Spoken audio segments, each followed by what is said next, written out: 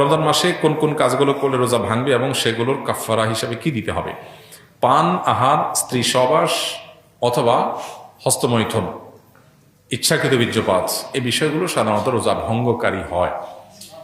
ইচ্ছাকৃত যদি রমজান মাসে মানুষ রোজা ভেঙে ফেলে, রেখেছে ভেঙে ফেলেছে, তাহলে সেক্ষেত্রে স্ত্রী সহবাস করে ফেলেছে, খেয়ে ফেলেছে, পানাহার করেছে কিংবা হস্তমৈথুন করে ফেলেছে, তাহলে ওই রোজার জন্য ফোকাহে আহনাফের ফতোয়া অনুযায়ী একটা রোজা কাজা যেহেতু ভেঙে ফেলেছে, আর 60টা রোজা টানা কাফারা রাখতে হবে, মোট 61টা।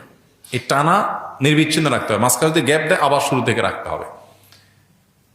আর অন্য ওলামা ইকরাম, হাম্বলী মাযহাবের ওলামা ইকরাম, তাদের দৃষ্টিভঙ্গি হলো শুধু স্ত্রী সহবাস বা যৌনতা সংশ্লিষ্ট কারণে যদি রোজা ভাঙে তাহলে কাফারা, আর না হলে শুধু কাজা।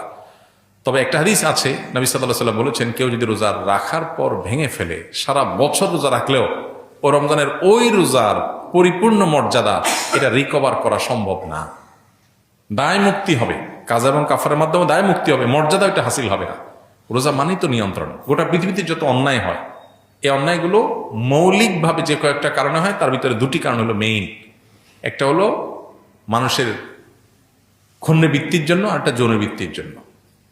যৌনবৃত্তির জন্য একটা হলো মানুষের যৌন চাহিদা পূরণ করার জন্য, এটা হলো পেটের চাহিদা পূরণ করার জন্য মানুষ যত অন্যায় করে। এই জন্য রমজান এই দুইটাকে নিয়ন্ত্রণ করতে বলছে, পানাহার এবং যৌনতা।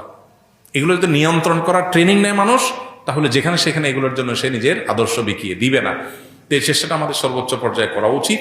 এবং কাফারা দেওয়া 60টা রোজা সহজ বিষয় না, টানা রাখতে হয়, এটা অনেক কঠিন কাজ। এই জন্য রমজানের রোজা যাতে কোনো অবস্থাতে বিনা ওজরে না ভাঙা হয়। হ্যাঁ, কেউ অসুস্থ হয়ে গেছেন, ভেঙে ফেলেছেন, তার কথা ভিন্ন।